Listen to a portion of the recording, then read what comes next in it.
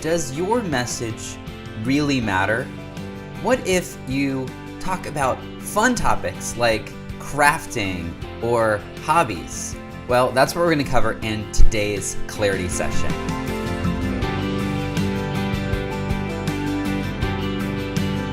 Hey, it's Brian Dixon, and you are listening to the Clarity Sessions, helping you clarify your message, engage your audience, and develop your product, because I know that clarity makes all of the difference. And in today's episode, I talked to Angie from burtonavenue.com, and her blog is all focused on crafts, and particularly in the cricut niche, which is a tool which will help you develop patterns for your crafting.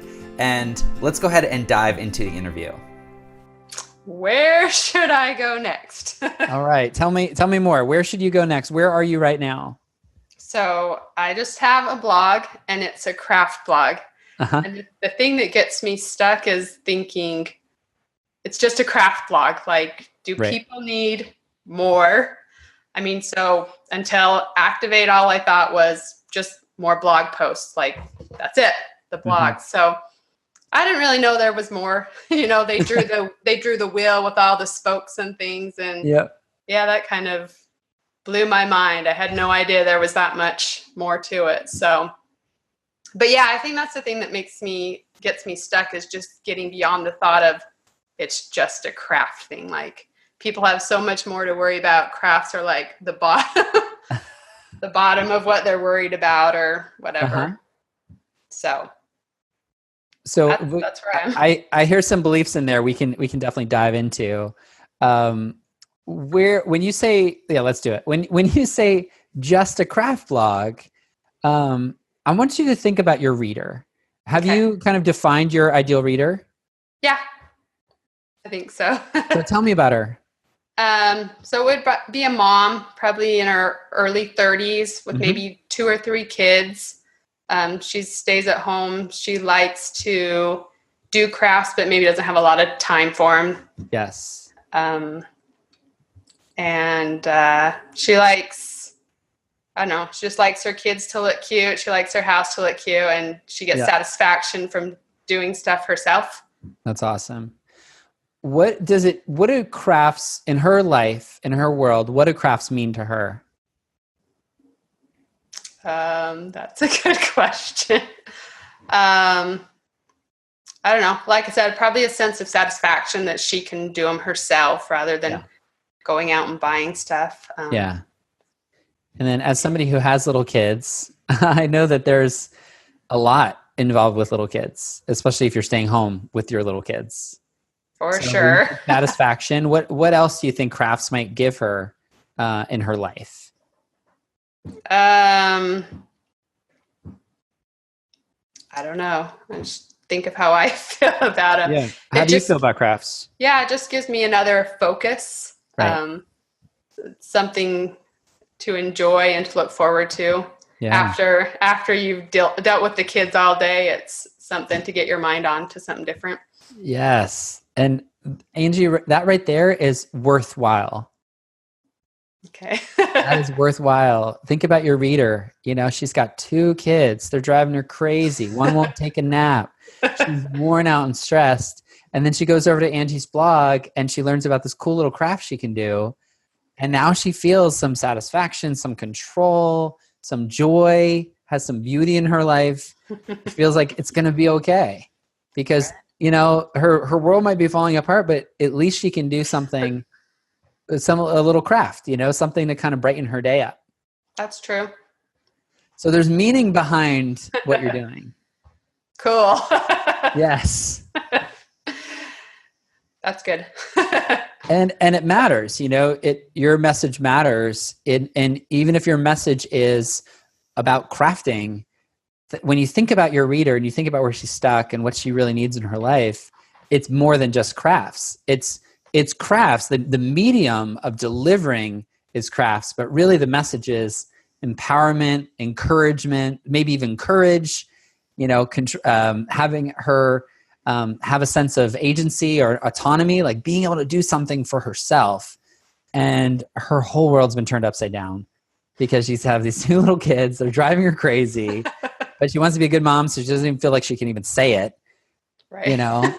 and so you're providing more than crafts. Okay. Yeah, it's definitely a mind shift thing. I've got to work on that. Yeah. So that's a good point. I think we all do that. You know, we all take the thing that we know how to do and discount it and say, like, why would anybody even want that or even pay for that? But in reality, I mean, you think about where people spend their money. You know, people spend money on fast food, people spend money on entertainment and clothing and, you know, all kinds of different things that you might agree with or not agree with. But a lot of times people are spending money to make the pain go away. You know, people pay for the pain to go away. They're bored, they're frustrated, they're overwhelmed, they're overscheduled. And so they're paying money. They're using that valuable resource that they have to try to make things a little better for themselves and for their loved ones. That's how we use money. Okay. So they can do that with you. They can give you some of that money in order for them to get some enjoyment, entertainment, you know, feeling like they could actually accomplish something. So tell me a little bit about your blog, where it is right now. And do you have anything that you've created that's available for sale yet? So I've actually been blogging for a really long time, probably 7 years. Wow. But for probably 5 of those years, it was totally for fun. It was just an escape from motherhood. Someone appreciates what I do. And then about 2 years ago, I started watching some things that said you could actually make money from blogging. And so I've kind of been shifting to that. Right. So I do sell digital files. So I do have a little bit of product, but they're just small things. They're like $3 a file. So it's not major, but it's something that I do actually sell. Okay. So, and then I just post craft project ideas, and that's the gist of it. That's awesome. Where do you want it to go? Like where do you want it to be in let's say 3 years from now? I'd like it to, I mean, when I think about it, like, so it's kind of like a specific craft niche. There's these cutters. It's a silhouette or a cricut cutter. Yes. And so that's where I focus. Any project I make uses those machines somehow during the project. Right. And so in the future, what I think of is that I'd like my blog to be where people go that have those machines. If they have a need for some holiday project or special occasion, like they would know Burton Avenue's got tons of ideas for that. That's where I'd like to go. That's awesome. So, well, great. I mean, it sounds like you know where you are right now. I heard some mindset things, but we talked about that already. Where you'd love to be. And so where is the challenge that you have right now? Is it getting traffic to your blog? Is it getting, creating the different products that you need? Or is it nurturing people that are already on your list to purchasing? Like where are you kind of stuck right now in the process? That's probably where it is, nurturing people to purchase. I give away a lot of free files. So the projects that I post, they use a file. Okay. And I've been giving those away for free. Got it. So it's kind of like it's kind of a shift. Like I've for so long I've been giving away things for free. Like, how do I change my audience to say, oh, I'd like to purchase something too? Yeah. Well, and then about how many files do you have total right now? How many files? Yeah. About 500. Oh, I love it. Okay. So there's a few business models there for sure. You could have it where it's like a collection or like a library. They get access to the library.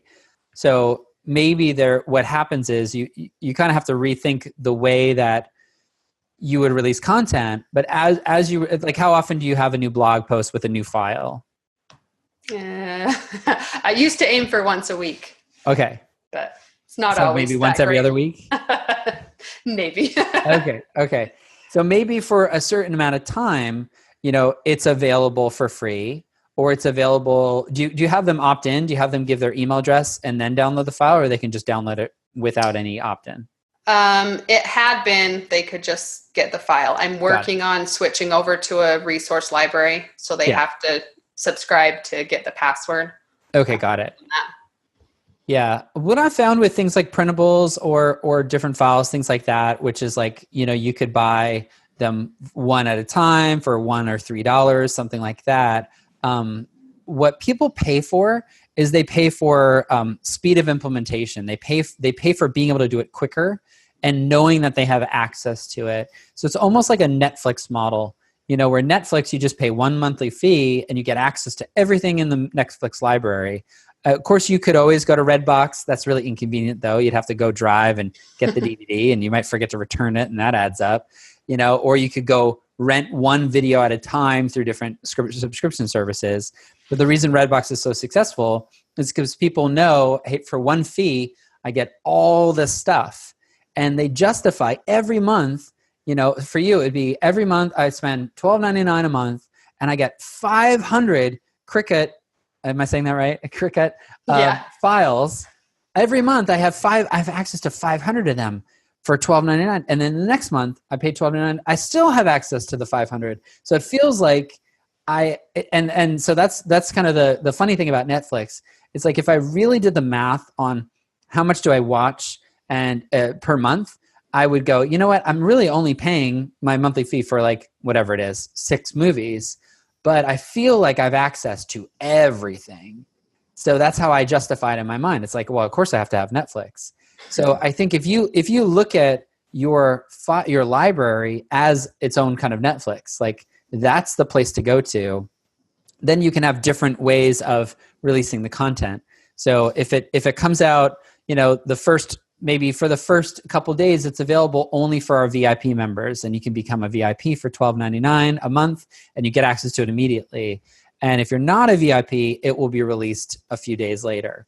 So you're still serving people by eventually making it available and showing them how to use it, but you're kind of moving where it's free, it's or where they would get access to it. So almost like introducing a club. Like it's almost like a Cricut club, Okay. Mm-hmm. And I've seen that be really successful. I've seen it in the homeschooling niche and in the teacher materials niche. Teacher materials that like they need to print worksheets and things like that. Is most of the worksheets were available for free. I said, you know what? Why don't you have an email opt-in for those instead? Charge for some of the really good ones, but then have the all access pass where you become part of the teacher club. $12.99 a month, something really low. But, think about it. You have 50 or 100 people sign up for it. The math really starts to make sense. And people feel like they get all this value because you've taken all these files and put it in one easy place for them to download. Okay. Yeah, that's definitely something to think about. Yeah. What does your audience say? Have you sent an email to them asking them kind of, maybe that's a good next step. Okay. It's just what would make your life easy? I always like sending the email, where are you struggling right now?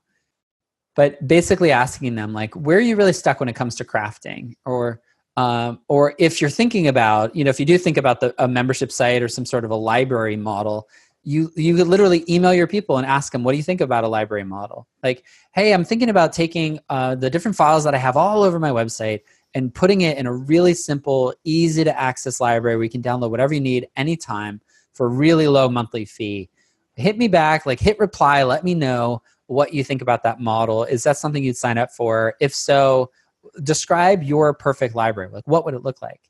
And you have a few people, even 3 or 5 people write you back, and that's going to give you a lot of clarity for what to do next. Okay. That's helpful. I just, awesome. when they talk about sending out that email, I just think same mindset as craft people. Like, what are they gonna? What's a pain point? But yeah, to maybe be more specific in the email would be helpful. Those emails. Every time somebody sends an email asking where people are stuck, it's always surprising because people write you back, even if it's 1 or 2 people, but they really tell you. So then you're not alone anymore because you're not just, I'm Angie and I'm trying to figure out what to blog about. You're like, well, Carol wrote me back and Cheryl wrote me back and Sandy wrote me back. And so now you have these other people that you can go, oh, I can help them. Because usually what they ask are questions that you're like, those are so easy. I thought it'd be something hard. Yeah. Because it's obvious to you, but it's really magic to other people. That's true. Yeah. And then when you get that, you might go, you know what? I've been creating these files, but they don't even know how to use the files. So maybe I can create a tutorial video and I can charge it's the 101 course, how to get started using this, because they see the files everywhere, but the thing they don't know is how to use it. Or maybe they know how to use it, but they want to create their own files and they don't know how to create a file. So sending that email will always give you clarity, because they'll tell you where in the whole process they're really stuck. And otherwise we're just guessing. We're like, does it hurt here? Does it hurt here? Does it hurt here? Totally. We could do that, or we could say, where does it hurt? And then they'll go, it hurts right here. And they'll tell us. Yeah. So Angie, where can people find out more about you? My blog's burtonavenue.com. All right, so there you have it. Hopefully that encouraged you. Angie, thanks so much for participating in this clarity session. And if you need a little bit of extra help, I want to tell you about my one-on-one personal coaching. You can learn more at briandixon.com/coaching. And to watch a video version of this podcast, you can just go to briandixon.com/clarity08, because this is episode 8. So briandixon.com/clarity08. You can watch a video version of the episode. You can download a transcript and see all the goodness from this particular episode. Again, briandixon.com/clarity08. Thanks so much for listening. And remember, your message matters. It's time to make a difference today.